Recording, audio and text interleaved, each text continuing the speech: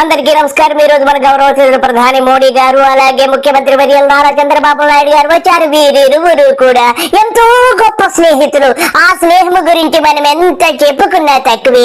అప్పుడే పిసుక్కుంటారు, అప్పుడే హత్తుకుంటారు, అప్పుడే మొత్తుకుంటారు, అప్పుడే గుద్దుకుంటారు, అప్పుడే తన్నుకుంటారు, అప్పుడే దూషించుకుంటారు। ఇమీడియట్ గా ఒకరిని ఒకరు పొగుడుకుంటూ ఎంతో చక్కగా ఆలింగనం చేసుకుని హత్తుకుపోతూ ఉంటారు। వీరి యొక్క అన్యోన్య స్నేహం గురించి మనం తెలుసుకోవాలంటే గత చరిత్రలోకి వెళ్ళాలి। వారు 2019 ముందు ఎలాగున్నారు, 2024 తర్వాత వీరిద్దరు ఎలాగున్నారు, ఎన్ని రకాల విన్యాసాలు చేశారు, అలాగే ఎన్నిసార్లు దూషించుకున్నారు, మంచి చెడ్డ సిగ్గు లజ్జ ఇడిచి వ్యక్తిగత దూషణలు చేసుకుని భార్యనేమో బాబు గారు తిడితే మోడీ గారి భార్యని, మోడీ గారేమో చంద్రబాబు కొడుకును దూషిస్తే ఇలా ఒకరినొకరు దూషించుకుని మానము సిగ్గు లజ్జ అన్ని ఇడిచిపెట్టేసి ఇప్పుడు చేతులు పట్టుకుని పిసికేసుకుంటున్నారంటే ఈ దుష్ట రాజకీయవేత్తలు ఏమనాలి। ఇకపోతే వీరిద్దరూ విభేదించినప్పుడు మనం కూడా విభేదించేయాలి। వీరిద్దరూ కలుసుకుంటే అబ్బా అబ్బా అబ్బా అని మనం చప్పట్లు కొట్టాలంట। ఇదేమి సంస్కృతి అయ్యా? మీకు నచ్చితే మాకు నచ్చాలా, నీకు నచ్చకపోతే మాకు నచ్చకూడదా? నీకు నచ్చనప్పుడేమో బూతులు తిట్టుకుంటారు, మీ ఇద్దరు కలుసుకొని గట్టిగా పిసుకున్నప్పుడు మిమ్మల్ని మేము పొగడాలంటే ప్రజలు వెర్రి వాళ్ళలా కనపడుతున్నారా? సిగ్గిడిచి పెట్టేశారు। మొదలు పెట్టండి బాబు గారు మీ సోది తగలబెట్టండి sir. Niranjan right time, right leader for the nation. That is Narendra Modi ji. Very strong leader, balanced leader. ప్రపంచం మొత్తం all over the world people are accepting his leadership. ఉందా సిగ్గుందా ఆయనకు? సిగ్గు లజ్జ ఒక స్థానం ఏం గౌరవం లేని వ్యక్తి గ్రామంలో ఉండే చిన్న కార్యకర్త ఈ నరేంద్ర మోడీ కంటే 1000 times బెటర్ తమ్ముళ్ళు। అదే వాళ్ళ యొక్క స్తోమత। That is the greatness of Narendra Modi ji. Brahmanandam గారు మీరు చెప్పినట్టుగానే వారు అదే తింటున్నారు కాబట్టి ఇలా మాట్లాడుతున్నారు। ఇకపోతే మోడీ గారు ఇప్పుడు బాబు గారిని పొగుడుతారు, ఎంత చక్కగా పొగిడారో చూడండి। ఆయన రహస్యాలు కూడా మనకు చెబుతారట।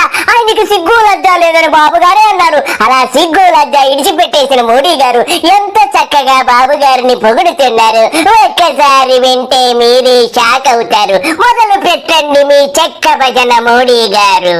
चंद्रबाबू जी टेक्नोलॉजी को लेकर के मेरी भारी तारीफ कर रहे थे, लेकिन मैं आज एक रहस्य बता देता हूँ। ఒక్క రహస్యం ఏమిటి మోడీ గారు? మీ ఇద్దరి మధ్యన లక్షల రహస్యాలు ఉంటాయి। ఇద్దరు తోడు దొంగలు కాబట్టి మీ దగ్గర ఎప్పుడు రహస్యాలుంటాయి। నాకు తెలిసి ఏటీఎం పోలవరం గురించి చెప్పాలనుకుంటున్నట్లున్నారు, చెప్పండి। लेकिन मैं आज एक रहस्य बता देता हूँ। और ये पोलावरम प्रोजेक्ट किसानों के लिए जिंदगी और मृत्यु का विषय है, लेकिन ये यूटन बाबू के लिए लेकिन ये यूटन बाबू के लिए, ये टीडीपी के लिए ये पोलावरम प्रोजेक्ट एटीएम है। एटीएम उसमें से निकालो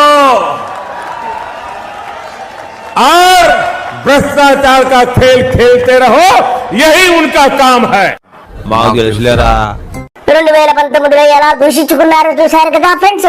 బాబు గారికి పోలవరం ఏటీఎం మిషన్ అయిపోయిందని చెప్పిన మోడీ మరి ఇప్పుడు 2024 వచ్చేటప్పటికి ఇద్దరు ఒకరిని ఒకరు పట్టుకుని కసక్క కసక్కంటే పిసుక్కుంటూ చేతులన్నీ కూడా గట్టిగా పిసికేసి మరి పోలవరం మళ్ళా ఇచ్చేశాడంటే మరి మోడీ గారి కూడా ఏటీఎం నుంచి ఏమన్నా వస్తున్నాయో మూటలు, ఇరువురు కలిసి ఏమన్నా సింగపూర్కి ఏమన్నా తరలిస్తున్నారో మనకి తెలియదు కదా।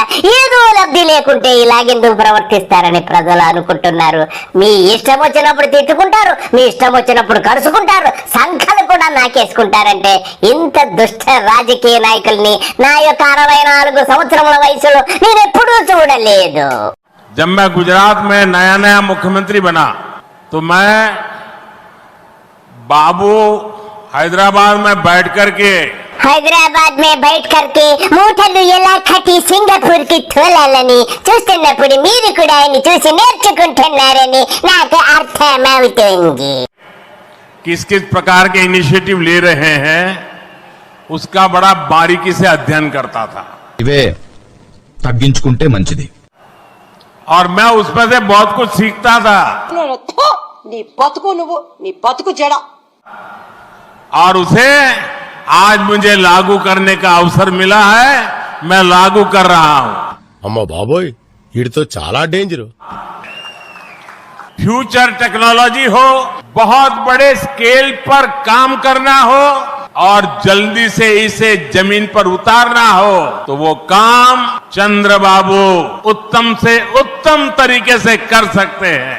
చూశారా తనకి ఎన్ని వ్యధ వేషాలు ఇస్తున్నాడు. ఏడు సైడు ఏమన్నారు మోడీ గారు? బాబు గారిని చూసి ఎంతో నేర్చుకున్నావా? ఏమి నేర్చుకున్నావు? మూటలు ఎలా కట్టాలి, వెన్నుపోట్లు ఎలా పోడాలి, ఎవరిని ఎలా ముంచేయాలి, ఎవరిని ఎలా నాశనం చేయాలి, ఇవన్నీ నేర్చుకున్నావా? సిగ్గుండాలయ్యా మోడీ గారు, మీరు కడుపు కన్నం తింటున్నారా లేదా? ఎంత నీకు పదవీకాంక్ష తప్ప నీకు సిగ్గు లజ్జ లేదు. నీ బాబు అన్నట్టే అన్నాడు కదా, మోడీకి ఏమన్నా సిగ్గుందా, లజ్జ ఉందా?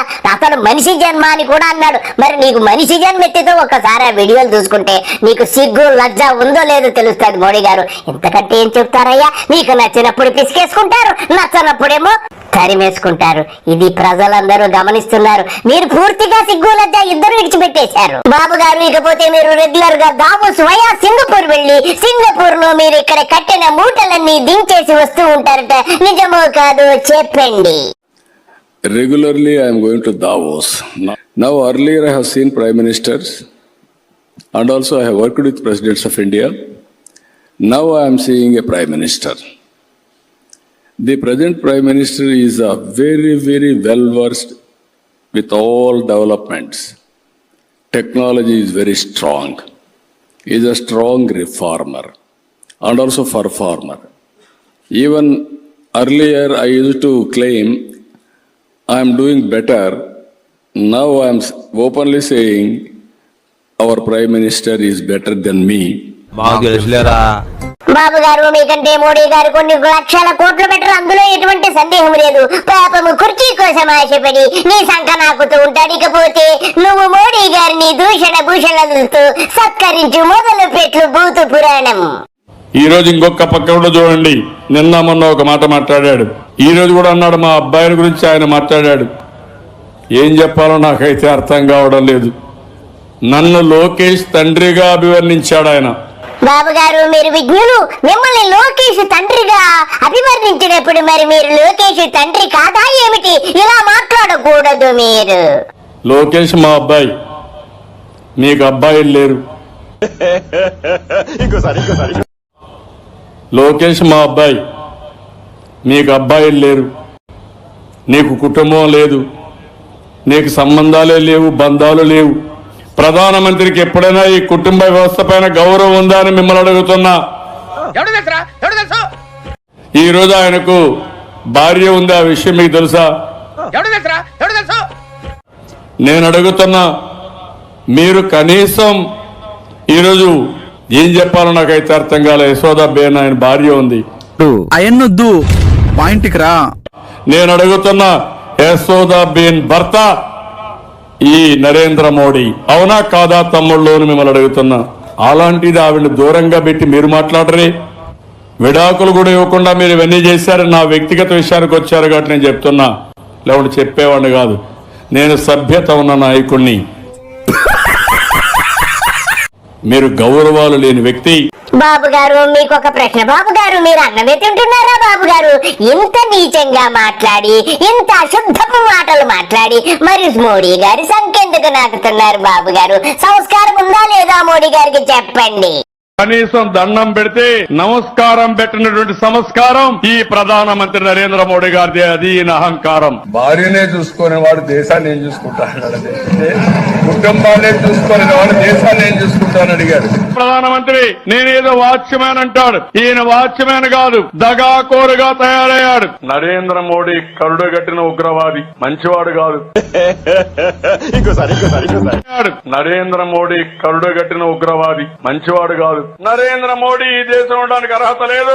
మనకు అన్యాయం చేసిన వ్యక్తి ఈ నరేంద్ర మోడీ. ఆంధ్రప్రదేశ్ రాష్ట్రంలో బీజేపీ లేదు, మనతో పొత్తు పెట్టుకున్నా గెలిచారు. వాళ్ళతో పొత్తు పెట్టుకోకపోతే ఇంకో 5 సీట్లు ఎక్కువ వచ్చేటి మనకు. నాకంటే మొన్న వచ్చాడు రాజకీయాలకి నరేంద్ర మోడీ, నా కథలు నేర్పిస్తున్నా. విన్నారు కదా ఫ్రెండ్స్, ఎంత సిగ్గు లజ్జ ఇడిచిపెట్టేసి బాబు గారు ఎలా మాట్లాడారు. ఇప్పుడు మోడీ దేవుడైపోయాడు, మోడీ కూడా బాబు దేవుడైపోయాడు. ఇద్దరిది ఒకరు నాకుంటూ ఉన్నారు. ఇక చిన్నబాబు గారు వచ్చారు. చిన్నబాబు గారు కూడా మోడీ గారికి భజన చేసి ఆ తర్వాత దూషించడం ఎలా దూషిస్తాడు, ఎన్ని రకాలుగా దూషిస్తాడు అన్ని కోణాల్లో చూద్దాము. మొదలు పెట్టండి చిన్నబాబు గారు మీ యొక్క పొగడ్తల వర్షము మోడీ గారిని. 100 పాకిస్తాన్లకు సమాధానం చెప్పే ఒక్క మిసైల్ మన దగ్గర ఉంది. ఆ మిసైల్ ఏంటో తెలుసా? నమో గౌరవ ప్రధానమంత్రి నరేంద్ర మోడీ గారు. సింహం ముందల ఆటలు ఆడకూడదు, ఆడితే ఏమవుతుంది? సింహం ముందల ఆటలు ఆడకూడదు, ఆడితే ఏమవుతుంది? మన సింహం నమో కొట్టే దెబ్బకి వరల్డ్ మ్యాప్ లోనే ఈ జన్మకి చాలు, నేను పోతాను అన్నయ్య, నేను పోతాను, నాకు ఇది వద్దు అన్నయ్య, నేను పోతాను అన్నయ్య, నేను పోతాను అన్నయ్య. చెప్తే వినరా, మన నమో కొట్టే దెబ్బకి పాకిస్తాన్ దిమ్మ తిరుగుతాం ఖాయం. మన నమో. చిన్నబాబు గారు నమో మోడీ అంటూ మోడీ గారి సంఖకొకసారి నమస్కరించి అసలు నమో అంటే ఏమిటి కొంచెం మా ప్రేక్షకులందరికీ చెప్పండి చిన్నబాబు. నమో is a very popular word. Namo means నాయుడుజీ and Modiji together. Namo means నాయుడుజీ and Modiji together. చిన్నబాబు గారు ఇంతసేపు మోడీ గారి సంకరాకండి, ఇక చాలు. ఇకపోతే మోడీ గారి గురించి చెప్పండి, బీజేపీ అంటే ఏమిటో అబ్రివేషన్ కూడా చెప్పండి. ఇకపోతే మోడీ గారిని ఎంత చక్కగా దూషించాలనుకుంటున్నారు అన్ని రకాలుగా దూషించండి, మొదలు పెట్టండి మీ దూషణ భూషణలు. అందుకే బీజేపీ అంటే భారతీయ జనతా పార్టీ కాదు, బి అంటే భారతీయ జనతా పార్టీ, జే అంటే జగన్మోహన్ రెడ్డి గారి పార్టీ, పి అంటే పవన్ కళ్యాణ్ గారి పార్టీ. ఈరోజు కేంద్రంలో బీజేపీ ప్రభుత్వం, బీజేపీ పార్టీ కులం, మతం, ప్రాంతం వాడి మన మధ్య చిచ్చు పెట్టడానికి ప్రయత్నిస్తున్నారు. మనమే చూసాం. మోడీ గారి దత్తపుత్రుడు పవన్ కళ్యాణ్ గారు 6 నెలలు మన చంద్రని తిడతారు. ఈ జలధార కార్యక్రమం కింద ఒట్టి నీళ్ళిస్తే కాదు, ఒట్టి నీళ్ళిస్తే కాదు, నాణ్యత ఉందా లేదా, నాణ్యత ఉందా లేదా? చిన్నబాబు గారు నాణ్యత కాదు నాణ్యత అనాలి. చిన్నబాబు గారు నాకు కూడా నచ్చేస్తుంది. దోదెద్దుల బండి, మొండల, కాకినాల కాజా తింటే ఎంత బాగుంటుందో అని నాకు కూడా నచ్చేస్తుంది బాబు గారు. అది కాదండి, నాణ్యత అనాలి చిన్నబాబు గారు. నాకు కూడా వచ్చేస్తుంది, మొదలు పెట్టండి. సంక్షేమం, అభివృద్ధి. తెలుగుదేశం పార్టీకి జోడెద్దుల బండి. 68 సంవత్సరాల వయసులో 24 సంవత్సరాల యువకుడిలాగా చకచకా మన ముఖ్యమంత్రి గారు పరిగెత్తుకుంటూ వెళ్తున్నారు. ఇంత కష్టపడే వ్యక్తిని అభినందించి ప్రోత్సహించాల్సింది పోగా భారతదేశ ప్రధానమంత్రి నరేంద్ర మోడీ గారు మన ముఖ్యమంత్రిమైన కక్ష సాధింపు చేస్తాం జరుగుతుంది. అవునా, నిజమా? ఓకే. ఉక్కు ఫ్యాక్టరీ గురించి అడిగితే ఐటీ దాడులే చేస్తారు. ఈ రోజు మనం చూస్తున్నాం మోడీ జగన్మోహన్ రెడ్డి గారి జోడీ దొంగ అబ్బాయి కేసులు తప్పించుకునేదానికి మోడీ గారి కాలు మీద పడుతూ మనం చూస్తున్నాం. మోడీ గారు మనందరికి ఏం చెప్పారు? ఈ రోజు వాళ్ళు కలిసికట్టుగా భారతీయ జనతా పార్టీ, వైకాపా పార్టీ ముందరికెళ్తున్నారు. చిన్నబాబు గారు ప్రోత్సహించటం కాదు, ప్రోత్సహించటం అనాలి. ప్రోత్సహించటం అంటున్నాలి. మీరు కూడా తప్పు నాకు నచ్చొచ్చేస్తుంది మీతో మాట్లాడుతుంటే. ఇదండి విషయము. బాబు గారు, చిన్నబాబు గారు, మోడీ గారు ఎంత చక్కగా ఒకరినొకరు పొగుడుకొని తిట్ల దండకాన్ని చదువుకున్నారో ఇప్పటి వరకు ఉన్నాం. వీరందరికీ సిగ్గు లజ్జ ఇడిచిపెట్టేశారు, ప్రజలు కూడా సిగ్గు లజ్జ ఇడిచిపెట్టేశారు అని అనుకుంటున్నారు. కానీ ప్రజలు ఒక రోజు బుద్ధి చెబుతారు. ఆ సమయం అతి సమీపంలోనే ఉందనిపిస్తుంది. ఇంతకంటే ఈ దుర్మార్గుల గురించి మనం ఏమీ మాట్లాడలేము. అందరికీ నమస్కారము. బాయ్.